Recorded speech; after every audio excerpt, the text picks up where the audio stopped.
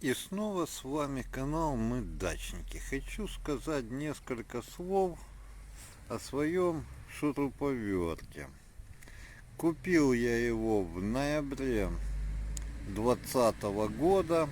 Сейчас уже май 23-го. За это время он переделал у меня кучу работы. Были заменены щетки, мне кумец поменял. Да и вообще больше никаких проблем. Шуруповерт вертит, крутит и сверлит. Все понемножку делает.